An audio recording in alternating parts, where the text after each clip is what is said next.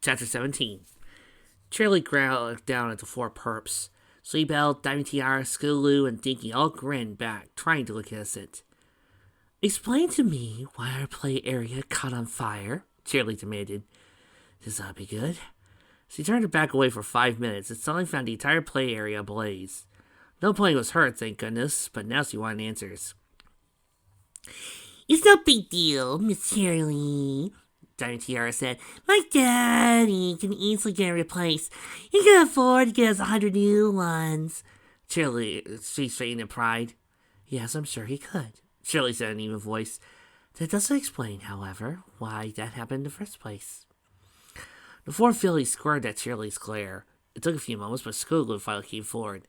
Well, you see, Sleepbell found some matches in the bush and thought it might be fun to make a campfire, Skulu explained.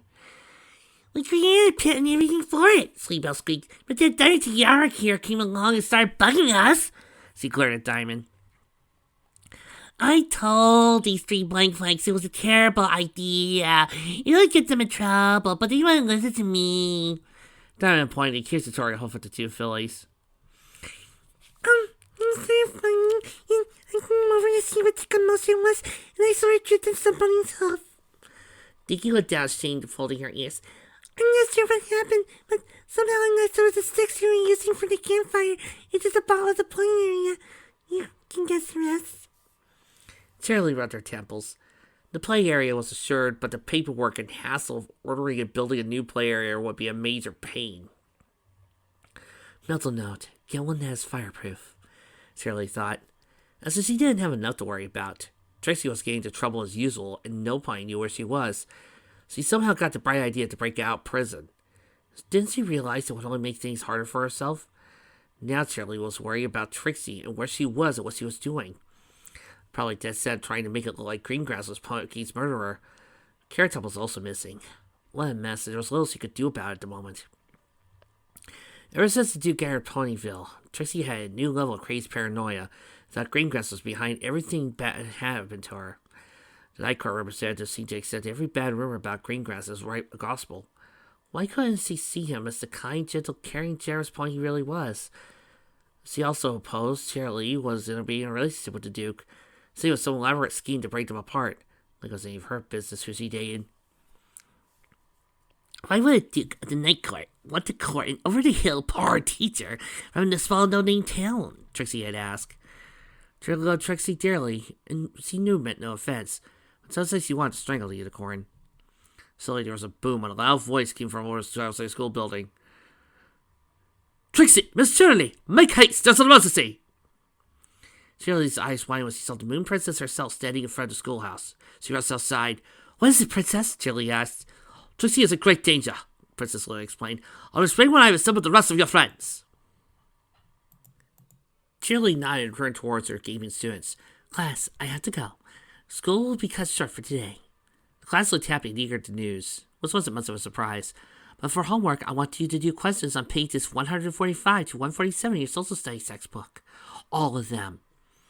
This heard her groans and complaints. Oh, and you four. Shirley turned towards the four troublemakers. We will discuss this later. I expect a long talk with your parents about this. They gulped. Shirley grabbed to the princess and they teleported away. Shirley found herself in the office of Trixie's house. Standing there to meet her were Ditzy, Lyra, Bonbon, and Raindrops, and her Duke, who gave her a warm smile. He greeted her with a kiss on the hoof, and Shirley blushed. She appreciated his supreme gentle manners. Her other friends glared at Greengrass, but Shirley ignored them. They were just jealous. What's this about? Shirley asked, wanting to get to the bottom of this. Natalie's gone loopy, Lyra said, completely mental. What? Shirley asked, confused. What Miss Hotstrings is trying to say is that the former Viceroy has lost his senses and has become a danger, particularly to my student Trixie, Luna clarified. Former Viceroy? That bit of news stunned Shirley. She tried to rack her brain that it had ever happened to anybody else, but that didn't matter at the moment. Trixie was in danger. Do you think he'll try to hurt Trixie? Shirley asked. He did destroy Trixie's horn while trying to apprehend her, but he wouldn't go that far, would he? He was supposed to be an upstanding member of the Night Court. The princess gave a solemn nod. In this state, I believe you're capable of anything. Do we have to stop him? Shirley proclaimed. Unfortunately, his skill and magic will make him difficult to track. Princess Luna frowned. We must find Trixie before he does. How will we help her? Lyra asked. She's very good at hiding herself. Charlie knew that her friend had spent the last few days with the help of raindrops, looking for the magician, even so far as going to Everfree, but to no avail. Charlie was thankful she at least knew Twilight Sparkle was there with her, and Carrot Top probably wasn't far behind. Charlie sighed. I'm sure she'll reveal herself eventually. Most likely in the loudest, most over-the-top way possible. The ground shook as the group heard an explosive distance. That would probably be her. Let's go! Lyra proclaimed, danced out the door before any pony had time to do something. Charlie and the rest of the ponies in the room followed after her. Trixie checked her hose as she examined the police report Twilight had stolen for her. She was in Charlie's living room at the moment. It seemed like a safe enough place to hide out for the moment. Charlie was out teaching right now, so the Night Court thugs would be watching her, not her place. Trixie wrinkled her nose at the smell of the teacher's house. It smelled too much like pine for Trixie's liking. See, no matter where you went inside the house, you couldn't escape the pine scent. Trixie wondered if she bathed everything in pine sol every day. Trixie gave another look at Pokey's autopsy report. It seemed he died in early afternoon. That would give her a nice time frame to search from. Trixie winced when it said his body was brutalized at his puncture wound. It wasn't just one or two times. His killer was cold, ruthless, and efficient, just like... No. It couldn't be. Greengrass wouldn't have somebody killed. It'd be too messy. But Trixie couldn't get the thought out of her head. How would she even prove it? Trixie walked up to the refrigerator and pulled out a carton of orange juice and started drinking from it. This gave her a lot to think about. Trixie heard Twilight's voice and put the carton back in the fridge as quick as she could and tried to add innocence as Twilight entered. Find anything? Twilight asked. Maybe, Trixie said. How does the terrain season look? Not good, Twilight admitted. They are demanding ID for any pony leaving town. They are really after you now. Trixie cursed. Now what? She stomped her hoof in frustration. So they tried teleporting onto the train? No, they couldn't do that. Trixie didn't like the risk that would involve. She would rather not be teleported into a wall by accident, and the train would have cars on high alert. Walking would take far too long. Trixie supposed she could walk to a nearby town and just use the train station, but she didn't feel like spending an entire day walking. How about a hot air balloon? That could work. Doesn't Pinkie Pie have one? But would she aid a known criminal? She would have to risk it. Twilight and Carrie agreed to her plan. They left for Secret Cute Corner. Trixie borrowed some of Charlie's clothes and made a simple disguise for her and Twilight. Carrot Top preferred to stay in her camouflage, and Trixie gave up trying to convince her to be a more suitable disguise. The Secret Cute Corner was not busy by the time they got there. It was early in the afternoon. Through the window, Trixie could see Pinkie sweeping the broom on the floor, and she was alone. Perfect. So she instructed her companions to stay put for now. Let me handle this, Trixie said. Hundreds of different ways flew through her mind as she thought of a way to convince Pinkie to help their cause. Ahem! Trixie cleared her throat. She spoke in a high voice. May I speak to you alone? I have a business proposition you might like. Certain, Trixie! Pinkie bounced back towards the room. That was easy. Wait, what? Trixie's disguise of a steel blue coat mane with purple mane was perfect. How did Pinkie see through it? How did he see through my disguise? That's easy, silly, Pinkie said. When I look at you, I see Trixie. Everything about you screams, I'm Trixie Luna, the great and powerful musician. That and my Pinkie sense warned me that somebody was in disguise. Pinkie sense, not that garbage again. So you didn't believe that for a second that Pinkie really had the power to see in the future. Honeyponians are so superstitious. Pinkie does happen to predict a few things correctly. And that suddenly means she could see the future? Please. Whatever, it didn't matter. Pinkie, I need your help, Trixie exclaimed. She put a hoof in Pinkie's mouth when the party pony was about to speak. And no, it isn't about a party. Well, duh, Pinkie rolled her eyes. Ponies that are wanted for murder really aren't in the mood for parties. Trixie blinked. Good, that's cleared up then. Besides, you don't even like parties unless they end with you passed out drunk after dancing on a table while singing your thing like there's no tomorrow, Pinkie explained. Trixie blushed. That was an only one-time thing! What's the point of a party if you can't even remember in the morning? Boring! Pinkie said with a scoff. Never mind about that, Trixie said. I need to borrow your hot air balloon. Sure, Pinkie said simply. Tracy blinked. That's it. No questions. Silly, why would I ask questions? Obviously, you want to use it to battle evil, Pinky exclaimed. Oh! Are you going to make it a battle station? Oh, or make it transform and become part of your Megazord? No, I just want to use it to get to Canterlot, Trixie said. Oh, Pinky said in disappointment. See, Brian, that's okay. We need another time. Sure. Trixie wasn't even sure how you could do that. Okay, good. Pinky hopped outside. Trixie waited in the back for now.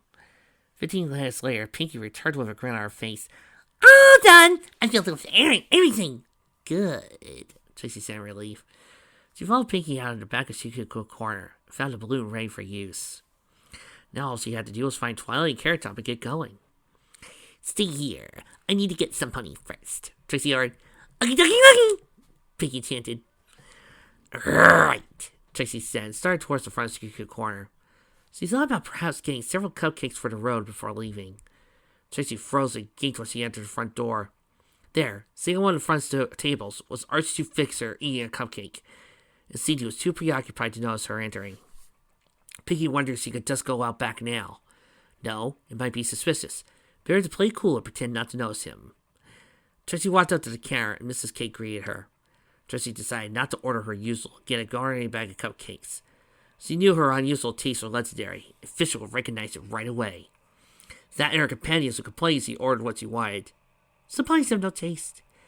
Could I get 12 chocolate cupcakes with frosting to go? Trixie asked. Sure thing, dearie, Mrs. Cake replied. That'll be 20 bits.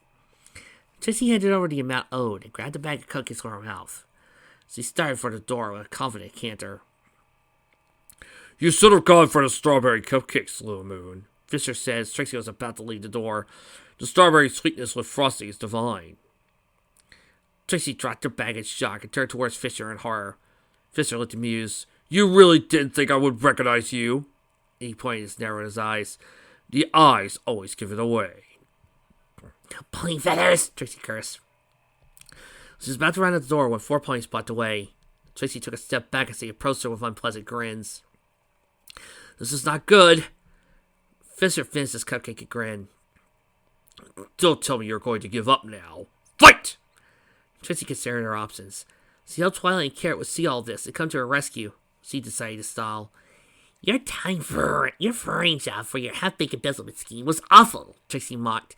It took almost no time at all to uncover Mayor Ivory Scrolls was the real one behind the embezzlement. Now everybody knows everything. Fisher seemed surprised by that news, but snored. I played no part in that. Nightlight is getting sloppy. We trusted that idiot mayor of yours. I'll uncover who really killed Pokey next. Trixie narrowed her eyes at Fisher. Was it you? Fisher gave out a laugh. Ha ha ha ha, Hardy. Cold-blooded murder isn't my style. It is cowardly. Trixie looked Fisher in the eyes. Didn't seem like he was lying. No, it seemed unlikely it was him. If Fisher had killed somebody, he would be in a fright. He was a soldier, not a murderer. Fisher tapped his toes on the table. Well, aren't you going to do something? I want to see your legendary escaping skills in action. Your previous escapades have been very amusing. Trixie scowled. Was this all a game to him? As he backed up as Fisher's goons got closer. Their bodies blocked the front door, making escape difficult. She wondered if she charged them. No, they would expect that. Maybe she should try the back or one of the emergency exits. Fisher's presence complicated things. He could easily transform it into this in a moment. Trixie put herself in a fighting stance, ready for anything. She glanced at Fisher, who seemed more interested in what she was planning to do than interfering. Large Earth Pony Mare approached her.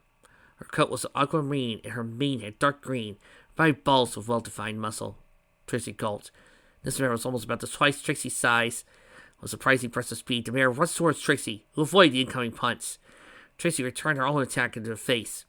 When in face, the large mare grinned on Trixie. Trixie flailed her legs as she was picked up and thrown to a table, making her see stars.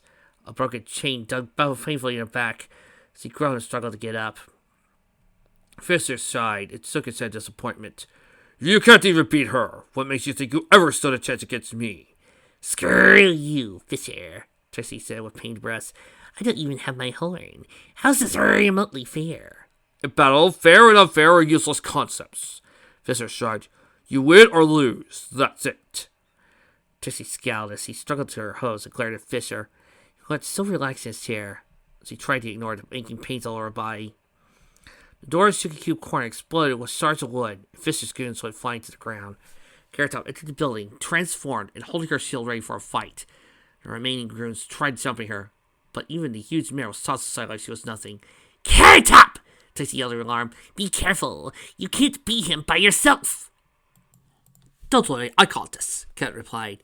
Trixie looked around and found that Twilight was nowhere in sight. That's odd. Carrot finished up and grinned a wide smile. Finally, this is what I wanted. We just remodeled and cleaned this place up too, Pinky complained behind Trixie, who gave an unidentified scream of alarm. How the hey did you get back there? Trixie whispered in a harsh voice. We need to get you out of here, Pinky proclaimed.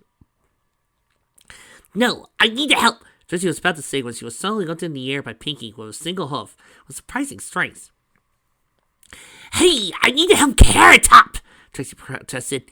Not near you, this is silly, Pinky replied, who started towards the back. Trixie felt a little battered, but she was still ready to fight. What was Pinky talking about? It's morphin' time! Mars! Fisher yelled. He transformed into a strange black armor that made him look like a centurion. Pinky hurried to the back kitchen. Trixie's eyes widened when she heard Fisher's faint force, or his ponies after them. Pinky, in response, kicked the back door open, hastened her pace in a hot air balloon. Trixie screamed as she was thrown painfully into the balloon. I'll sit! Pinky cheered. Time to get going! Trixie struggled to her hose and peered down. Wait! Pinky stopped untying the balloon. We still need to get Twilight! Oh, no problem. Pinky disappeared in a pink blur, making Trixie blink in confusion. What in the hate does that girl eat? A moment later, Pinky reappeared with a confused and frightened Twilight on her back. Here she is! Pinky unceremoniously threw Twilight into the basket of the balloon, and crashed head first into Trixie. Where were you? Trixie demanded, after righting herself. Twilight blushed. I may have been distracted by a pile of free books at a yard sale. Trixie rolled her eyes. Trixie heard fighting inside Sugar Cube corner and winced. No, she couldn't have abandoned Carrot Top. Wait! Trixie yelled, stopping Pinky from untying the rope holding the balloon. Pinky groaned. What now? I can't abandon her! Trixie yelled, trying to lift herself off the balloon side. Yes, you have to, Pinky replied, using her head to stop Trixie. He's buying time to get you on your way! I don't care! Trixie bit back. Stop being stubborn! Pinky said. Make me. Cut it, you two! Twilight yelled down. Trixie and Pinky stopped what they were doing and looked at her. Twilight cleared her throat. I know you're worried about your friend, but she could take care of herself. But... Trixie interjected, but stopped when Twilight raised a hoof. I know you want to protect her, but you'll only get in the way, Twilight said. She'll be fine. I don't think Fisher will seriously hurt her. I would rather not take my chances with a crazy murderer on the loose, Trixie grumbled. Think about it, Trixie, Twilight pleaded. Remember why we're going to Caroline in the first place. Clear your name and to get the morpher in my lab to get your powers back. Don't you think you would be more used to your friends as the Red Ranger? Fine, Trixie relented. But if anything happens to Carrot Top, I am holding you responsible, Pinky. Pinky nodded. I'll make sure she's okay. Time to take off. Pinky untied the balloon, started to ascend to the air. Not a moment too soon, the goons started flooding to the back alley. They yelled to go after them. Pinky's side thugs took the air. Oh, no, you don't! Pinky jumped into the air. Twilight shot the other two coming out with her horn. They dropped to the ground, stunned. Trixie raced under the bird to increase their speed into the air. She watched with worry as the thugs surrounded Pinky, who took up the strange fighting stance. The thugs came at her from all sides, but she slipped around their attacks with ease like she was elastic, giggling at the same time. She jumped over their heads like they were a pommel horse and dived under them while they jumped her. Pinky was using their numbers against them, and were having trouble coordinating attacks against her. Soon, Trixie wasn't able to see much as they were getting too high into the air and lost sight of the fight. She prayed to Luna Pinky would be alright, and felt bad leaving her at that. Twilight put a comforting hug on Trixie's back, and Trixie gave a small but thankful smile in return. She hoped this trip to Caroline would be worth Pinky and Carrot's sacrifice. Oh, and thank God for me, I am a freaking Twixie sipper. Trixie, you heard that?